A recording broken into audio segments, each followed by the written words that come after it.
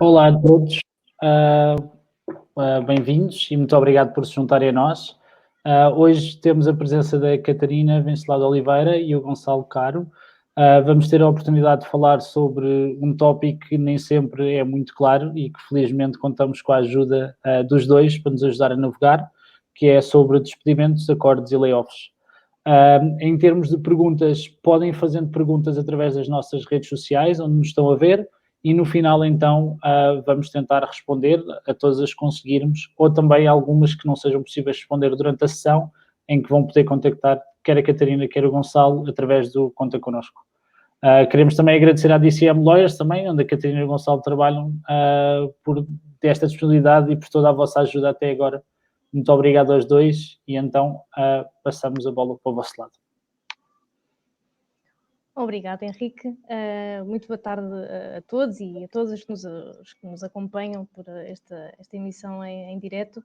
É com muito gosto que eu e o Gonçalo nos associamos aqui ao Conta Connosco para poder, de alguma forma e com algum do nosso conhecimento, poder esclarecer pessoas que tenham dúvidas sobre esta questões sobre o direito do trabalho, que, digo já, é um mundo enorme e tem imensas questões, imensos problemas, imensas questões curiosas, e até partilhei aqui com o Henrique que compilar tudo em menos de uma hora é significativamente difícil, porque são tantas as questões que podem emergir, porque todos nós trabalhamos, ou a maior parte, e portanto há uma série de questões que podem surgir. E nós achamos que no âmbito da iniciativa o Conta Connosco, que é uma iniciativa que pretende ajudar as pessoas ou a mudar de carreira, ou a perceber melhor algumas questões que toda a gente fala, que seria interessante fazer aqui uma apresentação em que vamos falar um bocadinho sobre os despedimentos em Portugal, sobre os acordos, sobre o layoff, que toda a gente agora que não conhecia e que agora conhece, sendo que chamo a vossa atenção que hoje o Conta Connosco fez o favor de partilhar também um artigo que nós fizemos a pensar no Conta Connosco sobre várias formas de despedimento também, sobre formas de fim dos contratos de trabalho, que está um bocadinho mais completo do que vamos falar hoje, porque, lá está, hoje este tema era extensíssimo e, portanto, esse artigo também está um bocadinho mais completo e hoje vamos abordar, então, aqui algumas questões que são, no nosso entender, mais práticas, sobre as quais as pessoas ouvem mais falar, seja na televisão, seja entre amigos. Hoje toda a gente está muito preocupada com o seu posto de trabalho e como é que o pode assegurar, como é que se pode vir embora se quiser, e portanto a nossa apresentação vai ser um bocadinho nessa linha. Portanto, vamos começar por aí. Eu vou aqui já fazer aqui a minha partilha de ecrã para que possam ver. Nós temos aqui um PowerPoint preparado, mas como disse o Henrique, e não obstante nós estarmos a falar e a fazer esta apresentação, vamos depois reservar um período para questões e também no final vão ter os nossos e-mails e tudo, e também tem a plataforma do Conta Connosco, a partir da qual podem falar diretamente connosco. Portanto, se por acaso houver aqui algum problema com a transmissão, por favor digam-me, que o Henrique também nos faz chegar. Aqui é só para vos agradecer a todos também estarem aqui presentes, que é que também um ar um bocadinho mais leve para não dar ar que vamos só falar de coisas más, que é muitas vezes o despedimento, e é uma situação pela qual muitas pessoas agora estão a passar. E, portanto, vamos aqui começar. Vamos aqui fazer um breve sumário sobre o que é que vamos falar hoje. Vamos falar aqui sobre a cessação do contrato de trabalho sob algumas formas, portanto não vamos abordar todas, está bem, porque não era temporalmente viável. Vamos falar nas principais e que podem ter aqui mais interesse. Vamos falar sobre os acordos de cessação também, o que é que muitas pessoas também perguntam sobre este tema.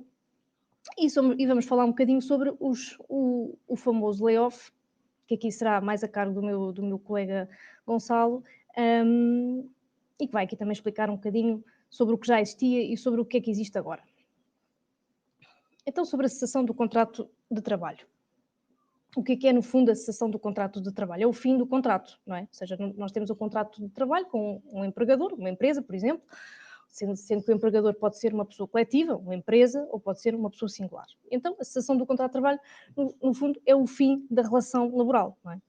Pode ocorrer por várias formas e pode ocorrer quer por iniciativa do empregador e por iniciativa do trabalhador. Aqui, por uma questão de facilidade, vamos começar pelo empregador, ou seja, que tipos de despedimento existem por parte do empregador? Alerta já que existem mais, está bem? Nós é que só pusemos aqui estes porque entendemos que nesta altura é o que mais se fala e o que achámos que tinha aqui mais interesse para esta exposição, está bem? Temos então o despedimento coletivo, temos o despedimento por extinção do posto de trabalho, que já vamos falar um bocadinho de cada um. Temos o despedimento por justa causa e a caducidade do contrato de trabalho. Aqui vamos focar aqui, depois este é dos contratos a termo, vamos falar um bocadinho aqui da caducidade também. Ora bem, aqui no despedimento coletivo, que toda a gente ouve também muito falar, também é simples, ou seja, o que é o despedimento coletivo? É um procedimento, tem todo um procedimento inerente que conduz ao despedimento de várias pessoas da mesma empresa e que se tem normalmente entre um período de 3 meses, ou seja, simultaneamente num período compreendido entre 3 meses. Quantos trabalhadores é que podem ser despedidos num despedimento coletivo? Empresas com menos de 50 trabalhadores são 2 ou mais, empresas com mais de 50 trabalhadores são 5 ou mais. Este é todo um procedimento que muitas empresas conhecem, infelizmente, e que muitas socorrem deste mecanismo porque há uma série de motivos que podem ser invocados para o despedimento coletivo e que efetivamente acontecem nas empresas, e estes motivos são muito importantes porque são os motivos que servem quer ao despedimento coletivo, quer ao despedimento por extinção do posto de trabalho, mas já vamos falar um bocadinho mais à frente. E que motivos é que são estes? Que também estão aqui reduzidos porque eu sei que às vezes as pessoas pensam, vou ouvir falar um advogado, isto deve ter uma linguagem um bocado aborrecida, e nós tentámos pôr aqui a linguagem menos aborrecida possível e que mais ou menos se conseguisse perceber, e por isso não pusemos toda a lei para não, olha, no fundo para não maçar, não é? Então, temos motivos de mercado, que é uma redução da atividade da empresa provocada pela diminuição previsível da procura de bens ou serviços, ou seja, acho que aqui se percebe bem, não é? Ou seja, é uma quebra de tal maneira na procura daquele bem ou daquele serviço que faz com que a redução da atividade da empresa seja muito significativa. Temos motivos estruturais, também um desequilíbrio económico ou financeiro, mudança de atividade. Muitas vezes estes motivos estão todos um pouco interligados, não é? Eu posso ter um motivo estrutural que depois se vai refletir no motivo de mercado, portanto ainda mais um motivo para o despedimento coletivo. E temos motivos tecnológicos, que são alterações nas técnicas ou processos de fabrico. Isto é a noção mesmo que está na lei, pois há muitas decisões dos tribunais sobre o que é que esta noção compreende, mas é só para ficarem com esta ideia que também há motivos tecnológicos de mudanças muito drásticas de processos que podem implicar a necessidade de fazer a chamada reestruturação, não é? Que é a palavra que muitas vezes se usa, mas que é o despedimento coletivo. Estes motivos são muito importantes porque são os que são usados também para o despedimento na extinção do posto de trabalho e, portanto, mas vêm logo elencados no despedimento coletivo.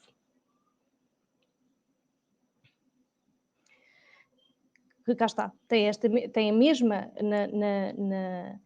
na extinção do posto de trabalho, os motivos são exatamente os mesmos, ou seja, os motivos de mercado estruturais ou tecnológicos. Qual é que é aqui a diferença em relação ao despedimento coletivo?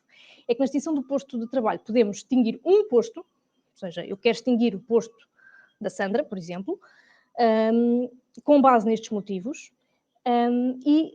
mas para eu aceder a estes motivos tenho de ter uma série de critérios, ou seja, são critérios que passam pela menor antiguidade, pela não existência de um posto semelhante na empresa, ou seja, eu vou extinguir aquele posto porque não consigo mesmo pôr a Sandra em lado nenhum face ao motivo, imaginemos, de mercado que faz com que seja necessário extinguir o posto dela. Depois há uma série de critérios que a lei elenca, mas que achámos que não valia a pena estar aqui com isso, porque são várias noções jurídicas e ficava aqui muita informação que talvez não fosse tão útil. Estes dois mecanismos são muito importantes por causa dos direitos. Porquê?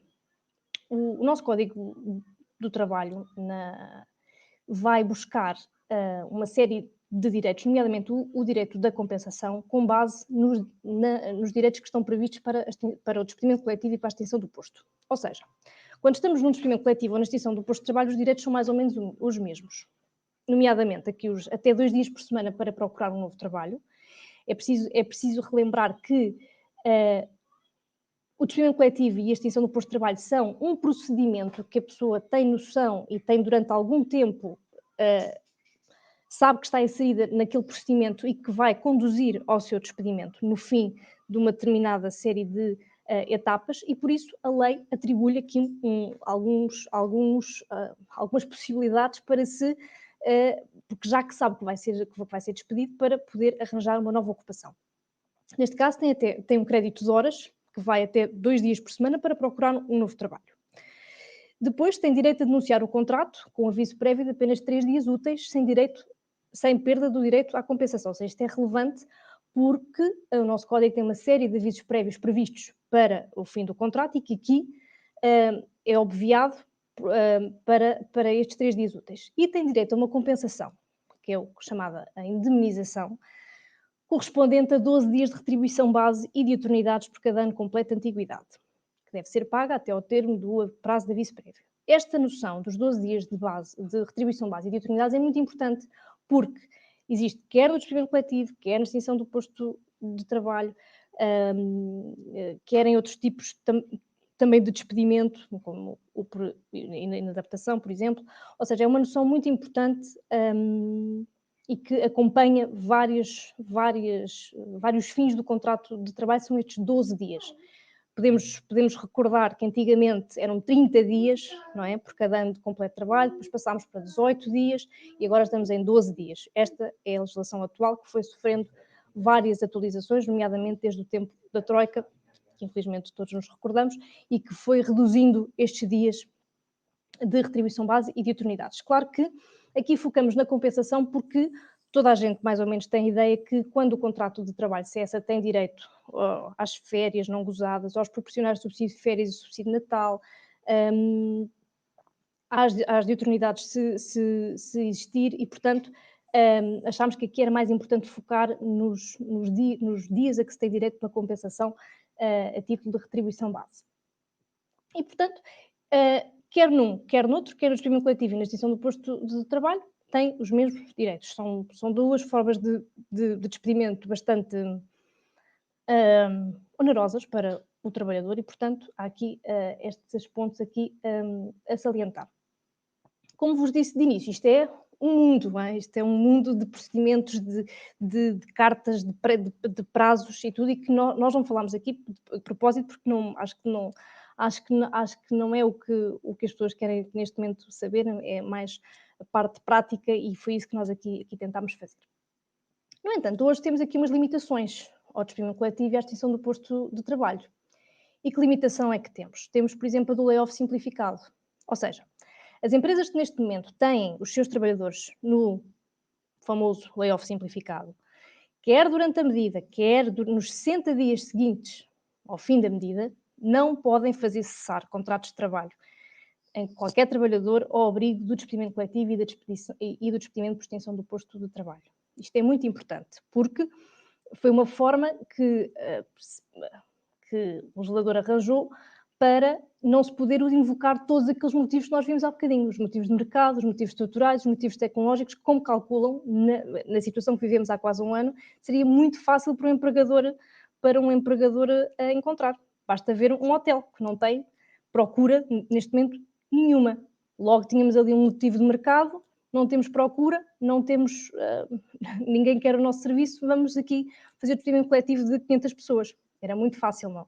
E, portanto, temos esta limitação que é muito importante e que, neste momento, quem está neste regime pode estar, pelo menos durante algum período, descansado, porque nem durante a aplicação do layoff, nem nos 60 dias seguintes, portanto, nos 2 meses seguintes, mais ou menos, não pode cessar, pelo menos por estes motivos. Atenção que isto é importante, porque as outras formas não estão proibidas, está bem? As outras formas todas não estão. Ainda temos aqui, a iniciativa do empregador, temos aqui o despedimento por justa causa, que também é sempre muito conhecida das pessoas, que muitas vezes as pessoas dizem, acho que todos nós nos familiarizamos com esta noção: tu estás efetivo, só te podes despedir por justa causa. E o que é justa causa? Que nós muitas vezes também não sabemos. O que é justa causa? Justa causa, no fundo, é um comportamento do trabalhador que é tão grave e que traz consequências tão gravosas para a empresa que torna impossível a continuação da relação laboral. No fundo, é isto. É tão grave que torna impossível a continuação. E a lei elenca aqui uma série de motivos que nós tentámos aqui também resumir, só para terem uma ideia do que é que falamos. E por isso é que quando as pessoas falam só podem invocar a justa causa, é porque realmente são coisas muito graves. Temos a desobediência legítima às ordens do empregador, ou seja, é isto mesmo, é ilegítimo, porque nós podemos naturalmente, ou podemos eventualmente, desobedecer ao nosso empregador, mas com um fundamento, uma posição, com um fundamento que seja adequado. E aqui é uma desobediência ilegítima. Temos faltas injustificadas, que podem ser seguidas ou desinterpeladas. Como sabem, o nosso Código do Trabalho também tem várias regras sobre as faltas e, portanto, aqui é um desses motivos. Provocar conflitos entre os colegas, com a gestão, pronto, aqui depois há vários exemplos, não é? Do que é um conflito, mas é isso mesmo, é um conflito entre os nossos colegas com a gestão e que depois tem consequências para o próprio desempenho do trabalhador, quer para a empresa. Temos violência física, injúrias. Ninguém quer estar num sítio, ninguém quer ir trabalhar, saber que vai ser agredido pela senhora da contabilidade, não é? Temos a lesão da empresa do ponto de vista financeiro. Aqui também acho que é mais ou menos o que a gente percebe, não é? Imaginemos, eu trabalho num supermercado e tiro dinheiro todos os dias da caixa. Além de tudo o mal que estou a fazer, estou ainda a lesar a empresa do ponto de vista financeiro. Temos reduções anormais de produtividade e que está um bocadinho ligado também aos interesses reiterados pelo trabalho, ou seja, o trabalhador tem o dever de prestar o seu trabalho com zelo, com diligência, e, portanto, estão as duas um bocadinho interligadas. Não observar de propósito normas de segurança e saúde, ou seja, aqui os locais de trabalho têm normas de segurança e saúde no trabalho que é necessário observar, não importa que estejamos numa fábrica ou que estejamos num escritório, se eu tenho de ter extintores, tenho de ter os extintores, não os posso tirar. Se estou numa fábrica, preciso de entrar de botas, de luvas e de capacete, é o que eu tenho de fazer. Portanto, isso é o que se comporta aqui nestas normas de segurança e saúde. Falsas declarações sobre faltas, ou seja, mentirmos ou omitirmos alguma informação sobre as faltas em falsas declarações, que podem ser verbais ou por documentos, depende. E violação de direitos e garantias dos trabalhadores também tem a ver, está um bocadinho aqui ligado à violência, porque são também aqui alguma interligação.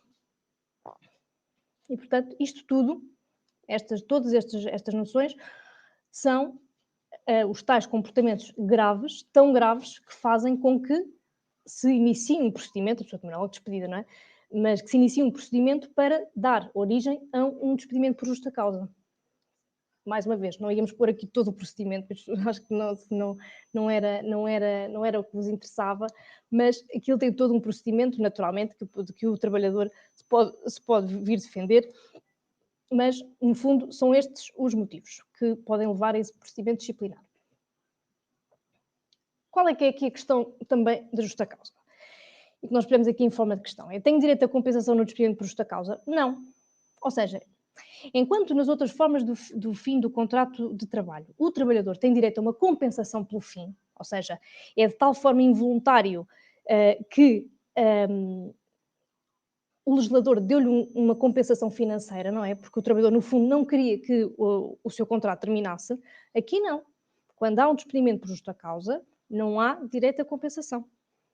Lá está, o comportamento foi tão grave, tão gravoso para a empresa e para os colegas, o que seja, que não há aqui direito. E isto é muito importante porque, no fundo, é uma das grandes diferenças em relação a todos os outros despedimentos.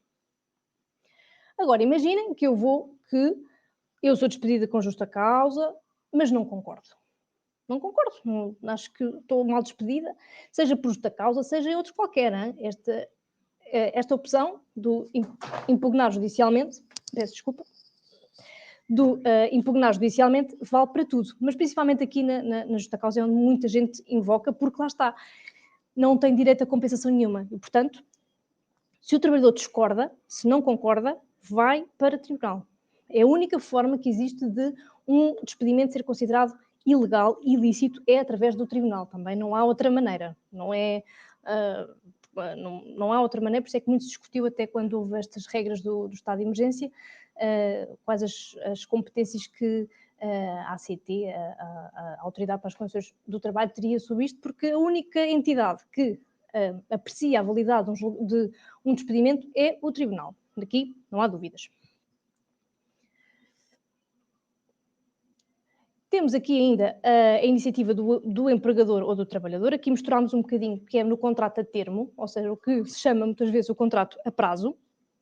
E temos aqui a caducidade, ou seja, o que é aqui isto da caducidade? Nós pusemos só assim para ser mais simples. Ou seja, num contrato a termo ou num contrato a prazo, como se costuma dizer, não posso ter um termo certo. Ou seja, tenho um contrato que eu sei que começa no dia 1 de janeiro e acaba no dia 1 de março. Não renova. Diz lá mesmo não renovável. Ou seja, isto é um contrato a termo certo, é um contrato a termo, é um contrato com prazo, que não vai renovar na data do final do contrato, até porque diz que não renova, por exemplo, ou então, se disser que é renovável, pode o empregador ou o trabalhador não querer que renove. E então aqui é só para terem uma ideia dos prazos, mais ou menos, ou seja, mas aqui é uma forma que quer o empregador, quer o trabalhador podem obstar a que renove. O empregador, aqui neste caso, por exemplo, tem 15 dias antes do prazo expirar, no termo certo, o trabalhador tem 8 dias, isto na caducidade, está bem? Pois há outras formas, mas aqui na caducidade. No termo incerto, temos, por exemplo, um contrato que é feito a termo, ou seja, sei que tem um termo, mas que eu não sei quando é que vai ocorrer. Imaginemos que é para um projeto que eu não sei mais ou menos quanto tempo é que vai durar. Sei que vai acabar, mas eu não sei bem como. E, portanto, aqui temos também uns prazos que são dados ao empregador e ao trabalhador. Aqui é uma forma, como sabemos que o contrato tem um termo, tem uma data previsível de fim, ou certa ou não, a lei atribui a faculdade a ambas as entidades de dizer, olha, isto chega a esta data e eu não quero mais cá ficar. Isto é importante porque dá um poder mais ou menos a ambas as partes. Por iniciativa do trabalhador, temos a denúncia, ou seja, pode o trabalhador, por iniciativa própria, querer terminar o contrato? Pode, claro. Não quero mais trabalhar nesta empresa, não estou a gostar, quero-me ir embora. Envia uma carta, depois aí vê-se naturalmente qual é que é o tipo de contrato, aqui é sempre fundamental depois ver qual é o tipo de contrato para se ver o aviso prévio, mas pronto, envia uma carta a informar que pretende o fim do contrato e, portanto, vai-se embora com os créditos laborais a que tem direito e, portanto, não fica dependente de nada do empregador e, por iniciativa própria, pode terminar o contrato. Acordos de cessação. O que é aqui um acordo de cessação? Um acordo de cessação é, no fundo, um acordo celebrado entre o empregador e o trabalhador para terminar o contrato. Posso celebrar um contrato com o empregador para terminar o contrato? Posso, claro, desde que ambos estejam de acordo. É um acordo escrito em que negocia-se o valor de compensação financeira global. Ou seja, muitas vezes nós ouvimos ele saiu da empresa, levou 50 mil euros com ele. Isto aqui, quando é por acordo, meus amigos, é o que se acordar, está bem? Portanto, aqui não há... desde que estejam os dois de acordo, se eu para me ir embora peço 100 mil euros e me os pagam, está tudo bem. Bem? Portanto, é uma forma de terminar o contrato de trabalho, neste caso, por acordo. Outra questão também, muitas vezes, que nos perguntam é se posso ter subsídio de desemprego se tivesse celebrado um acordo de revogação. Ora bem, pode, desde que tenha em conta fundamentos que poderiam levar à extinção do posto de trabalho. Se não tiver os fundamentos, poderá não ter direito a subsídio de desemprego. O que é que isto quer dizer, assim, mais ou menos em linhas gerais?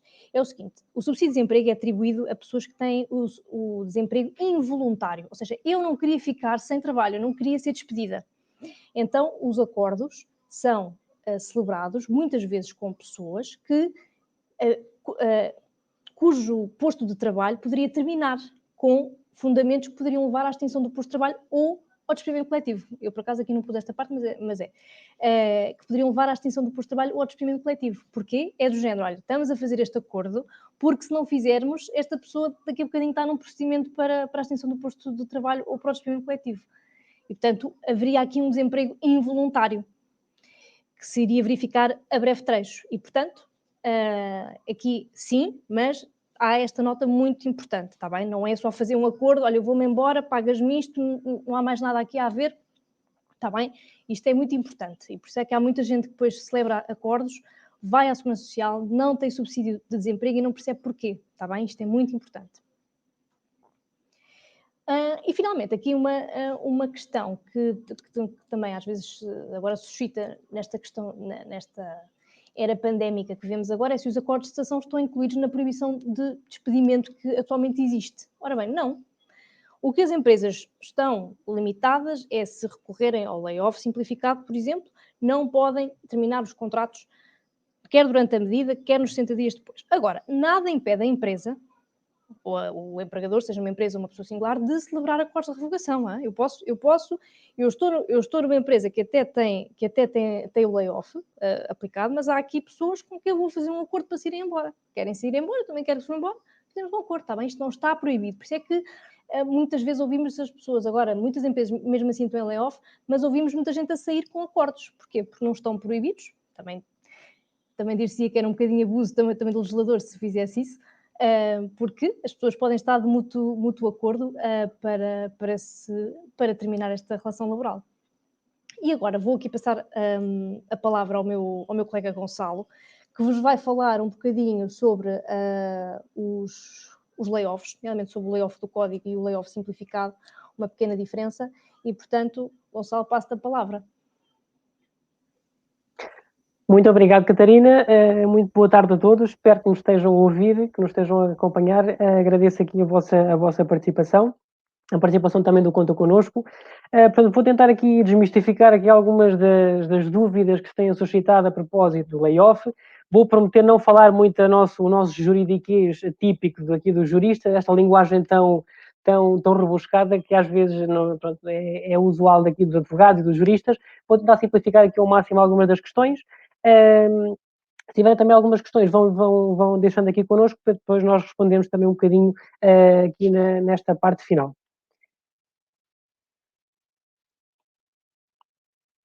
Portanto, que apoios existem atualmente para os trabalhadores durante esta fase pandémica? Essencialmente existem 4 apoios. Existe o layoff simplificado, o apoio à retoma progressiva, o layoff, neste caso, para as microempresas e o tradicional layoff do Código do Trabalho. Mas por uma questão de delimitação de tempo, também não temos aqui muito tempo nem para vos estar a chatear com os restantes mecanismos, vamos cingir a nossa pequena exposição apenas ao layoff simplificado e ao layoff do Código do Trabalho. Ou seja, muitos de nós não estávamos minimamente familiarizados com o conceito de layoff e nunca tínhamos sido colocados a braços com uma situação de crise empresarial que colocasse numa situação débil a nossa relação contratual. No entanto, por força deste contexto pandémico a nível mundial, este conceito de layoff passou a ser, de certa forma, um conceito usual no nosso vocabulário mais cotidiano. Mas em que é que se traduz este layoff?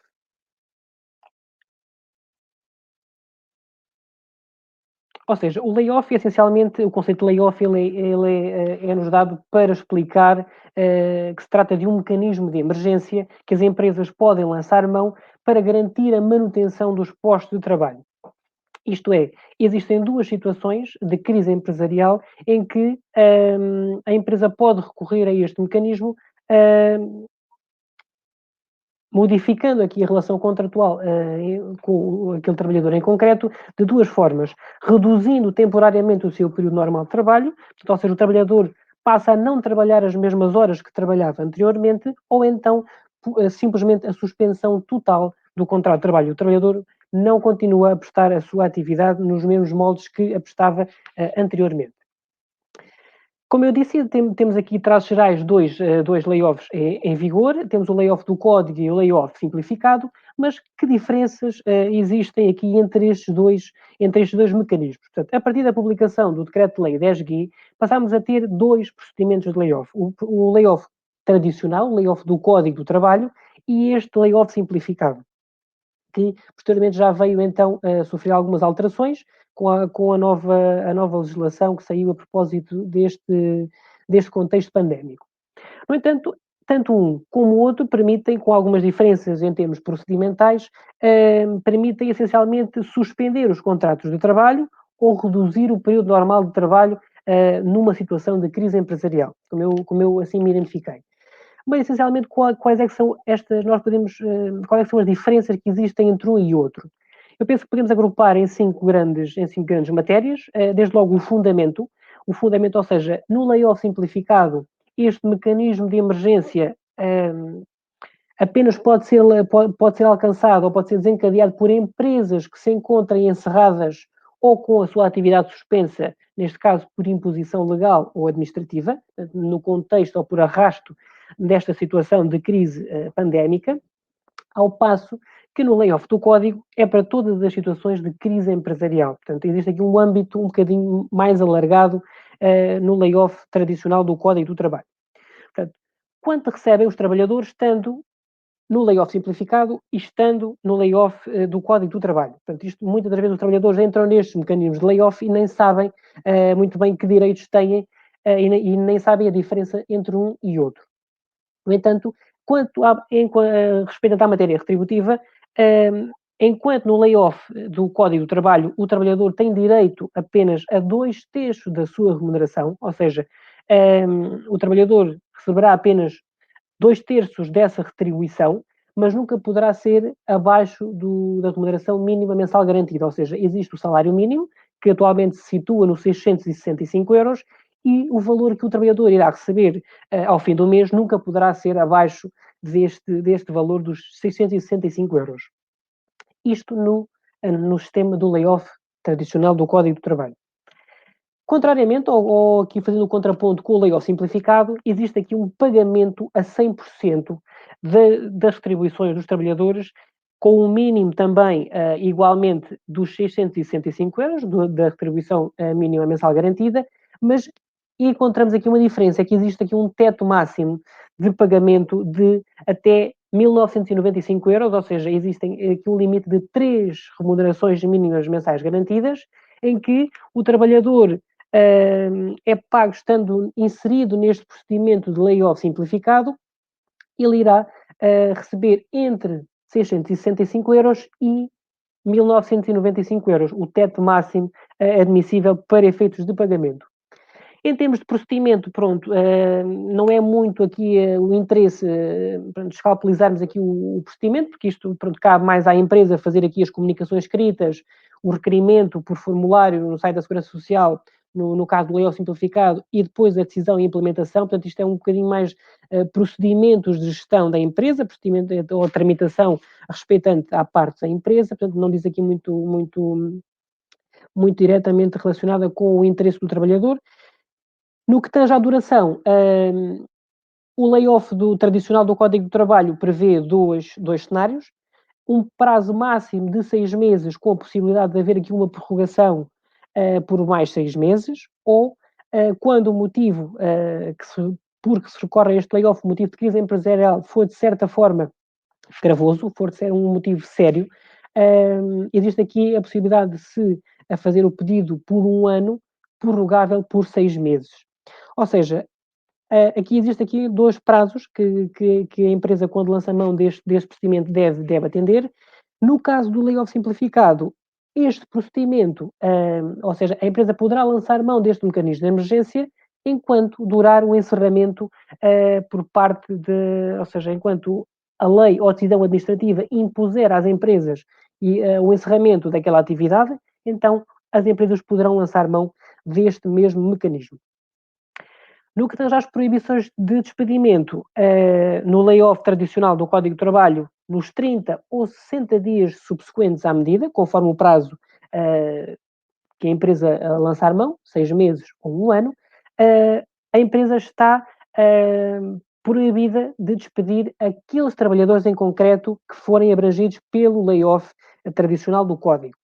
Ao passo que a proibição de despedimento, no caso do layoff simplificado, encontra aqui uma ligeira distinção, porque durante a aplicação, ou seja, durante o período em que eu vou aplicar a medida de layoff, bem como nos 60 dias subsequentes, a empresa, ou neste caso o empregador, não pode fazer cessar contratos de trabalho de quaisquer trabalhadores da empresa. Não só relativamente aos trabalhadores em concreto, àqueles trabalhadores que estejam visados pelo layoff, mas abrange, ou esta medida alarga-se ao universo de todos os restantes trabalhadores. Temos aqui uma distinção também importante no que tange à proibição de despedimentos. Enquanto num cinge apenas a proibição de despedimento aos trabalhadores que estiverem englobados, ou seja, ou que estiverem ao abrigo do procedimento de layoff, no simplificado existe aqui uma ampliação do leque da medida para todos os demais trabalhadores da empresa. Aqui um pequeno exemplo de um pequeno quadro para percebermos essencialmente aqui a diferença de retribuição. Temos aqui a retribuição normal do trabalhador, a retribuição devida ao trabalhador e o apoio que a Segurança Social dá, neste caso, ou com a participação que cabe à Segurança Social e a retribuição a cargo do empregador. Portanto, nós vemos que quanto maior for o salário, mais, ou seja, maior é o corte, porque nós, como eu referi anteriormente, nós temos o teto máximo das 3 remunerações mínimas mensais garantidas, dos 3 salários mínimos, dos 1995. Portanto, um trabalhador que aufira 2.000 euros de retribuição normal, ele encontrará como teto máximo um pagamento sempre de 1.995 euros, ao passo que um trabalhador que ganhe, por exemplo, 850, ele vai ser pago na totalidade, porque esse valor se situa abaixo sempre do valor dos 1.995 do teto máximo. Portanto, existe aqui um desfavorecimento dos trabalhadores, ou um desfavorecimento, ou pronto, existe aqui um decréscimo da retribuição de salários mais elevados, portanto, encontrando sempre aqui o máximo deste teto máximo das 3 remunerações mínimas mensais garantidas. Uma das questões que também suscitou a propósito desta aplicação do layoff era se, neste caso, eu podia gozar férias ou se me era possível, ou se a empresa me podia exigir o gozo de férias estando em layoff. Ou seja, a resposta é afirmativa. Existe aqui uma possibilidade, sim, eu posso gozar férias. Existe sim, mas, no entanto, ou seja, eu posso, mas se o trabalhador se vir inserido numa medida de redução do período normal de trabalho, ele pode gozar férias, porque ainda continua a prestar a sua atividade. Se neste caso a medida for de suspensão dos contratos de trabalho, não é? As férias que ainda não se tenham iniciado, elas ficam suspensas. Isto porquê? Porque essencialmente as férias, como diz a nossa legislação laboral, o direito a férias visa a recuperação física e psíquica dos trabalhadores. Portanto, existindo aqui uma possibilidade de conciliação com a vida familiar e a participação sociocultural do cidadão também inserido na comunidade. Ou seja, se nós estamos numa situação pandémica, um bocadinho num contexto atípico, que impossibilita, de certa forma, os trabalhadores de se relacionarem com demais familiares, devido às questões de isolamento, etc. Portanto, a possibilidade que o trabalhador não tem para gozar férias fora do seu conselho de residência, etc., etc., faz com que não exista aqui a possibilidade de o trabalhador gozar em pleno do seu direito a férias. No entanto, a empresa pode querendo, solicitar ao trabalhador o gozo efetivo de férias, nomeadamente estando na redução do período normal de trabalho. Porquê? Porque o trabalhador, embora tenha aqui uma redução das suas horas de trabalho diárias ou semanais, o trabalhador continua a prestar a sua atividade e, como tal, havendo aqui uma elaboração contínua do trabalhador, tem de haver também aqui um direito a haver aqui um descanso do trabalhador para aqui fazer esta recuperação física e psíquica. Havendo um acordo entre o empregador e o trabalhador, não é? Havendo uma vez já marcada o período de férias prévio na empresa, havendo acordo entre as partes, pode à mesma o período de férias ser gozado, e o trabalhador tem direito a receber neste período que gozar o valor da compensação retributiva, acrescido do subsídio de férias total ou proporcional, consoante as horas que o trabalhador prestar, isto tudo em condições normais, como se o trabalhador estivesse em situação de prestação efetiva de trabalho. A próxima questão prende-se com a formação. Se os trabalhadores são ou não obrigados a ter formação ou fazer formação durante a aplicação das medidas de layoff. A resposta é afirmativa, sim, uma vez que esta medida de layoff visa essencialmente aqui a manutenção dos postos de trabalho, portanto, existe aqui uma intenção por parte da empresa de manter, pese embora a situação de crise empresarial, manter a estabilidade da relação laboral. Este apoio de layoff pode ele também ser complementado com outros possíveis planos de formação, em que existe aqui um pagamento adicional de uma bolsa de 30% que se destina a pagar ao trabalhador e à empresa. Portanto, a empresa pode fazer o requerimento simultaneamente com a vigência do layoff, pode também fazer aqui um pedido de formação profissional para os seus trabalhadores durante a aplicação destas medidas. Como eu também já referi, portanto, o trabalhador também tem, independentemente da medida seja de redução ou seja de suspensão dos contratos, o trabalhador tem direito a oferir a compensação retributiva correspondente a 2/3 da sua retribuição e líquida, retribuição bruta. Ou seja, como eu referi, temos aqui os dois limites. O trabalhador irá sempre receber esta compensação retributiva para prefazer aqui, de certa forma, o valor que o trabalhador deixou de oferir com a aplicação desta medida. Uma outra questão que também tem sido um bocadinho polémica, foi polémica ao início, quando apareceu logo esta figura do layoff simplificado, mas que depois foi-se apaziguando um bocadinho esta situação, foi quanto ao subsídio de refeição. A empresa deixou de pagar o subsídio de refeição por alguma razão. Assiste ou não razão à empresa deixar-me de pagar este complemento? A resposta é afirmativa, neste caso, ou seja, a empresa não está obrigada a fazer o pagamento do subsídio de alimentação quando o trabalhador esteja em suspensão, quando esteja com a suspensão do seu contrato de trabalho. Ao invés, o trabalhador tem direito a receber o subsídio de refeição quando esteja com redução do período normal de trabalho. Ou seja, dando aqui dois exemplos muito, muito simples, o trabalhador estando numa situação de redução do horário de trabalho, imagina que em vez de trabalhar as 8 horas diárias, trabalha 6. O trabalhador trabalhando 6 horas na empresa, portanto existe aqui uma redução horária, da carga horária diária, o trabalhador tem direito a oferir o subsídio de refeição nos dias que trabalhar. Imaginando o trabalhador trabalha segunda, terça, quinta e sexta. Nestes dias que o trabalhador trabalhar ou prestar a sua atividade, o trabalhador tem direito a receber o subsídio de alimentação. No dia que eu mencionei, por exemplo, quarta-feira o trabalhador não trabalha. Então, nesse dia, o trabalhador não tem direito a oferir este subsídio.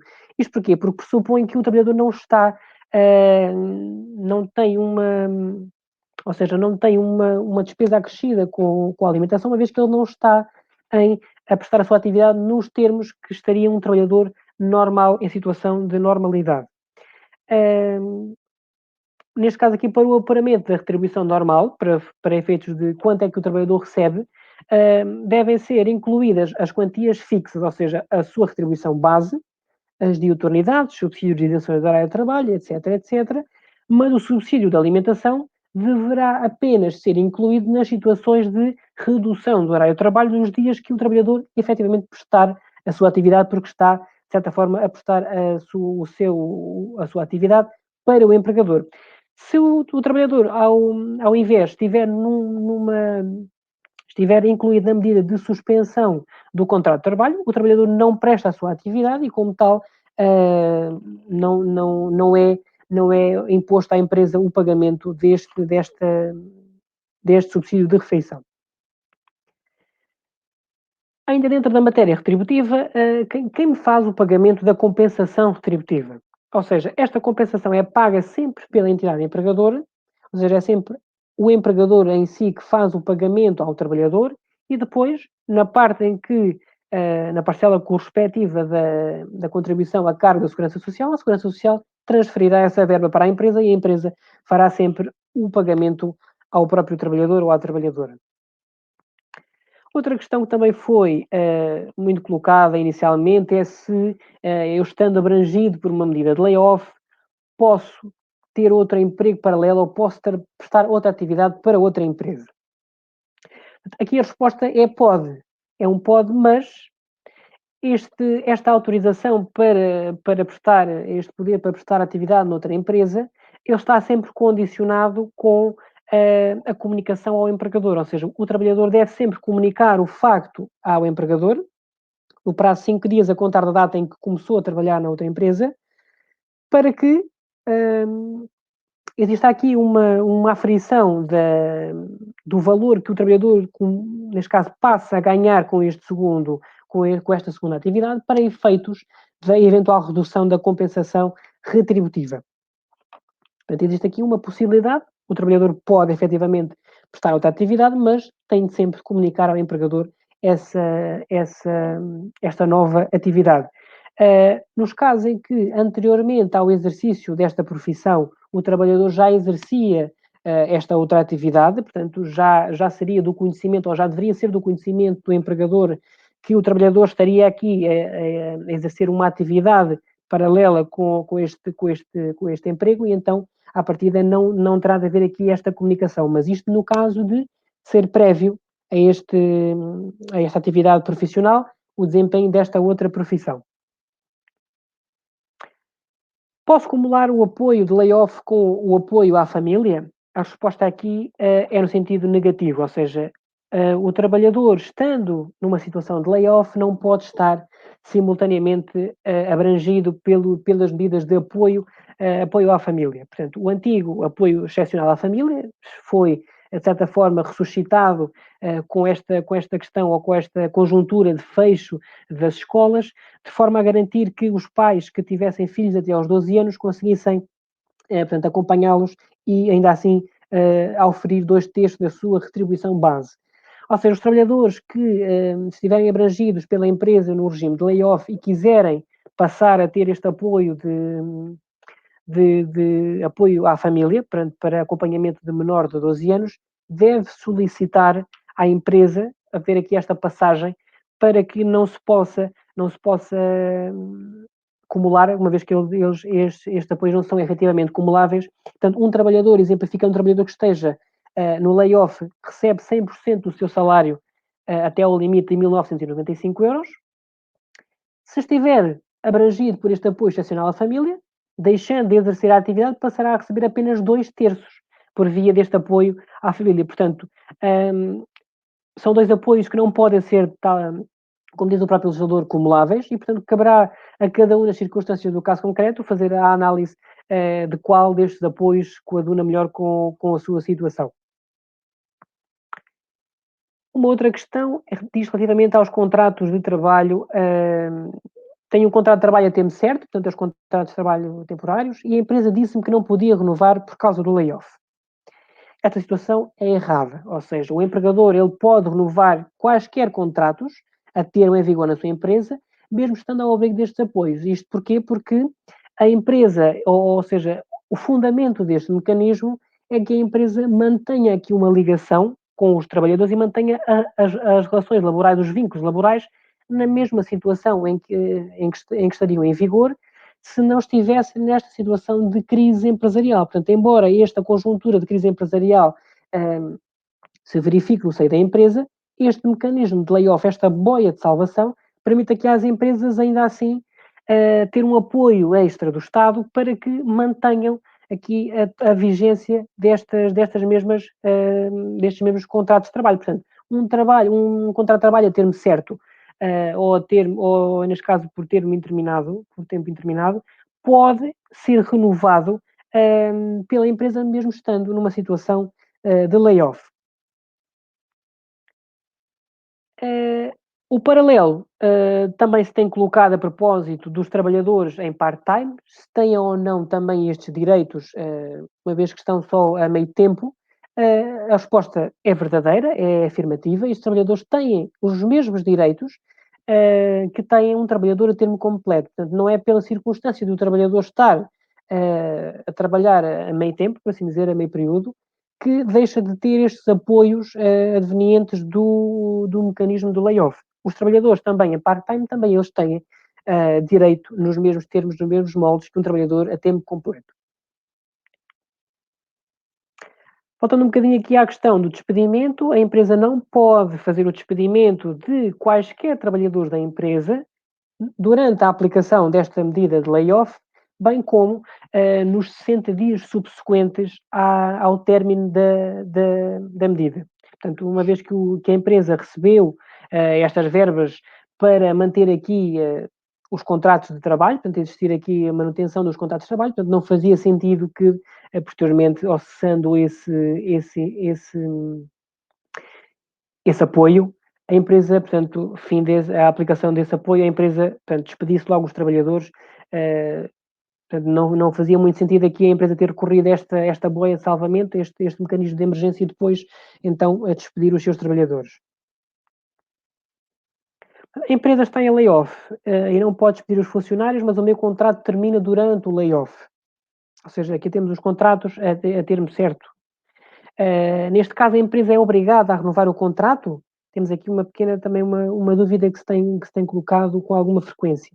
A resposta é negativa, ou seja, ainda que se aplique a proibição do despedimento nos termos que eu anteriormente referi, nada impede que seja feitos caducar contratos de trabalho a termo certo ou incerto, uma vez que o fundamento que levou à contratação destes trabalhadores, portanto, os fundamentos que vigoravam naquele período podem já não se aplicar na conjuntura atual em que a empresa contratou, ou que a empresa verifica. Portanto, neste momento, a empresa que contratou um trabalhador com um pico exponencial de trabalho, neste momento estando numa crise empresarial, portanto, não existe aqui fundamento para a manutenção deste contrato. Portanto, a empresa, embora esteja proibida de despedir por um lado, nada impede que ela faça cessar estes contratos de trabalho a termo certo ou incerto, uma vez que o fundamento pode ter desaparecido e, neste caso, o término do contrato também chega ao fim. Portanto, esta foi a nossa última pergunta, analisada aqui em contexto de layoff, que obviamente os layoffs teriam aqui muito mais a falar, muito mais a abordar neste contexto, porque os layoffs, neste caso o layoff simplificado, então é um mundo enorme e tem aqui muitas particularidades, muitos meandros, e então é importante, por vezes, as pessoas ou os trabalhadores e trabalhadoras estarem muito dentro do mecanismo para perceber que direitos lhe assistem e, neste caso, a quem recorrer para quando tem alguma dúvida ou alguma questão. Portanto, seguidamente deixamos aqui um espaço aberto para que quem nos assiste através destes meios telemáticos que agora têm sido tão usuais para estabelecermos aqui ainda alguma comunicação à distância. Quem quiser deixar-nos aqui as vossas questões, nós tentaremos responder aqui na medida do possível. Muito obrigado pela vossa atenção desde já e cá estaremos para responder às vossas questões. Muito obrigado. Muito obrigado, Gonçalo e Catarina, e obrigado pela preparação. De certeza, como estava a dizer, não deve ter sido fácil, deve ter magoado um bocadinho às vezes a tentar reduzir a informação, mas tão bem apresentada e muito fácil de perceber, o que nem é sempre tão fácil. Se calhar passámos então para as perguntas. Catarina, a primeira era para ti, era um bocadinho referente mais à parte inicial. Eu vou mostrar aqui também. Em relação à compensação de 12 dias, portanto, eu penso que era a parte quando falámos da extinção de contratos de trabalho e de contratos coletivos. Será a compensação de 12 dias tem a ver com a data contratual depois de 2013 ou se há diferença? É verdade, ou seja, em relação à pergunta, a compensação dos 12 dias tem a ver com a data contratual depois de 2013, ou seja, um contrato que seja, imaginemos, celebrado agora, caso termine por exemplo, por despedimento coletivo ou por extinção do posto de trabalho, tem os 12 dias por cada ano de antiguidade. Se o contrato for, imaginemos, eu celebrei o contrato no ano 2000 e vai acabar agora, para se saber qual é que é o valor final, há uma série de etapas que se vai fazendo. Faz-se uma etapa até aos 30 dias, até aos 18 dias, até aos 12 dias, se bem que a lei depois tem lá um limite numérico de valor total a pagar, porque uma pessoa quase no limite tinha direito a 1 milhão, tem lá um limite, mas faz-se depois por etapas. Mas sim, se eu tiver um contrato celebrado em 2018, 2015, 2016, já segue, por exemplo, os 12 dias. Sim. Muito obrigado. Ok, agora uma pergunta do Sérgio Gomes.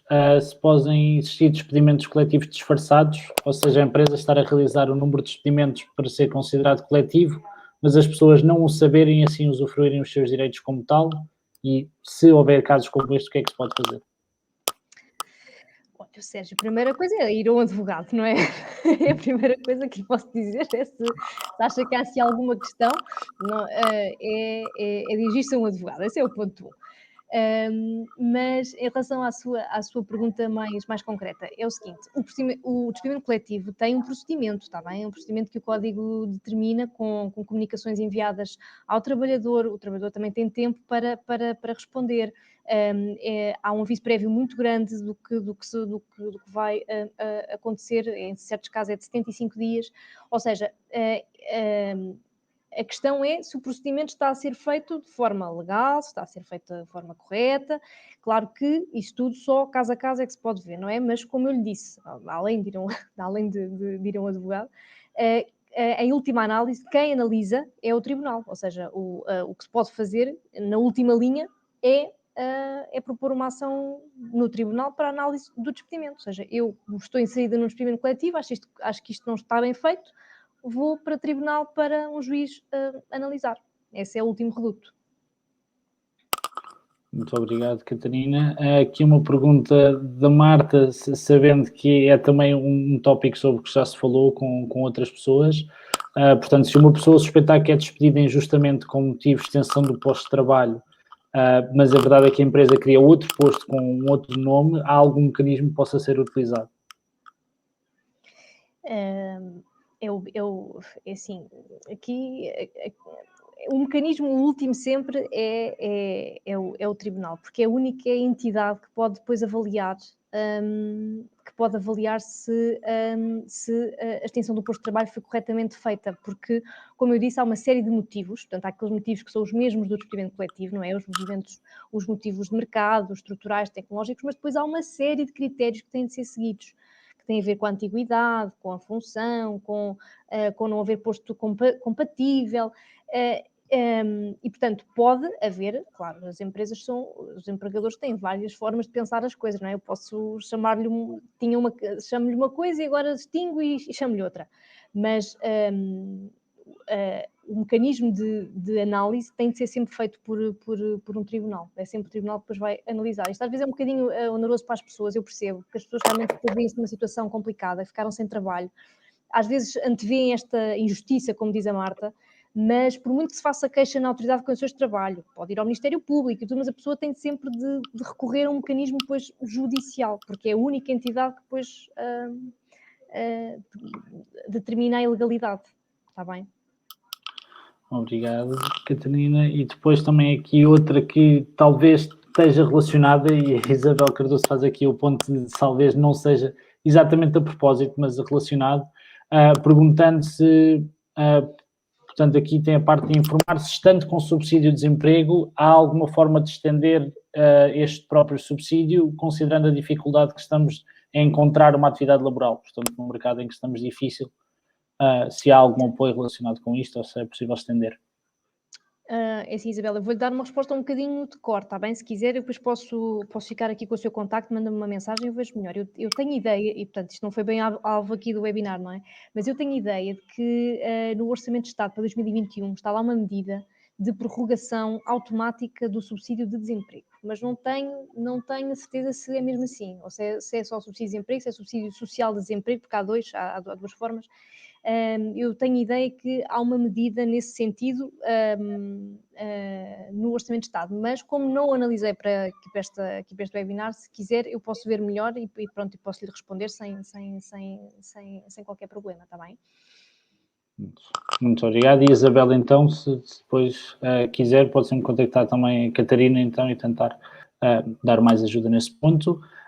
E uma pergunta aqui depois da Carla Batista, penso que neste caso seja para o Gonçalo, porque houve aqui um pequeno problema de rede em relação às horas mínimas de trabalho para o colaborador ter direito a subsídio em layoff. Depois há aqui o resto da pergunta que ficou num comentário separado. Não sei se a falha de rede foi minha, se foi da Carla, mas sendo minha, peço imensa desculpa de não ter-me feito ouvir nas perfeitas condições. Muito agradeço a sua questão, Carla. Aqui as horas de trabalho mínimas para que o trabalhador consiga aceder ao subsídio de refeição, temos de fazer aqui previamente duas distinções. Ou seja, o trabalhador tem de trabalhar no mínimo 5 horas de trabalho para que tenha direito ao subsídio de refeição na íntegra, ou seja, pelo valor completo. O trabalhador trabalhando menos de 5 horas diárias receberá o proporcional do subsídio de refeição das horas trabalhadas. Mas para que o trabalhador, ou seja, eu penso que atualmente o valor para o setor público se fixa em 4,77 e para o setor privado é pago livremente, o valor é estabelecido pelo empregador, mas para que, neste caso, o trabalhador tenha direito a oferir este subsídio de refeição, o trabalhador tem de, neste caso, trabalhar no mínimo 5 horas de trabalho. Eu respondi aqui à sua questão, muito obrigado. Pronto. Muito obrigado e peço desculpa, estava aqui já a preparar a parte final. Pronto, nós neste momento aqui... peço desculpa, temos aqui mais uma pergunta que apareceu agora, que em relação à questão da Isabel, posso pedir... ok, pronto, tem mais um comentário, está a Carla a tentar fazer o follow-up também com a Isabel. E pronto, e isto aqui depois também pode ser devidamente confirmado. Catarina e Gonçalo, eu acho que agora também, pronto, é mais closing remarks, não é? Dado que falámos um bocadinho sobre tudo, importante mencionar também, e o que eu estava também a mostrar é que quer a Catarina, quer o Gonçalo estão a voluntariar-se conta connosco. Portanto, caso tenham mais perguntas ou perguntas que queiram fazer um bocadinho mais em privado, que é normal à volta destes temas, estão à vontade para ir ao contaconnosco.pt e na página de Direito do Trabalho têm lá como contactar quer a Catarina, quer o Gonçalo também. E assim depois, quer um, quer o outro, vão tentar-vos ajudar na medida do possível e com a informação que tenham. Lá está, alguma informação, especialmente em relação a 2021, que também ainda tem que ser confirmada.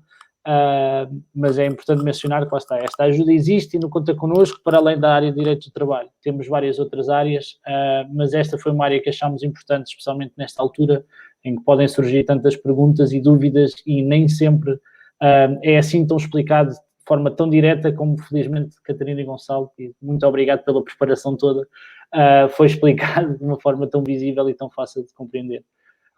Alguma coisa da vossa parte? Também? Eu da minha parte só quero agradecer mais uma vez ao Conta Connosco, como também já tinha dito, tu é que estás sempre mais na linha do Conta Connosco. Nós estamos disponíveis para outras iniciativas também deste género que sejam relevantes. E agradecer, esperamos ter conseguido falar um bocadinho, como se costuma dizer, para as pessoas não juristas perceberem, porque às vezes é um bocadinho difícil, nós às vezes pensamos como é que podemos dizer as coisas de outra maneira e portanto, acho que é importante estar acessível. E estamos ao dispor, eu e o Gonçalo, estamos em termos de dispor, o que precisarem, o que tiverem alguma questão, está bem, vão ao Conta Connosco e nós ajudamos no que pudermos, está bem? Eu, da minha parte, fazendo minhas as palavras da minha colega, também agradecer a atenção de todos. Reitero aqui as minhas felicitações ao Conta Connosco pela magnífica iniciativa também. Agradeço a atenção de todos aqueles que nos tiveram aqui durante 1 hora e quase 5 minutos a assistir. Esperamos não ter sido muito maçadores e ter-vos, de certa forma, desmistificado aqui um bocadinho estes temas tão complexos, às vezes para quem se depara assim ou que é obrigado a colocar-se assim perante estas situações. Deixamos os nossos contactos, portanto, alguma questão que tenham ou que gostariam de ver esclarecida, ficaremos sempre à vossa disposição. Muito obrigado. Muito obrigado a todos e contem connosco.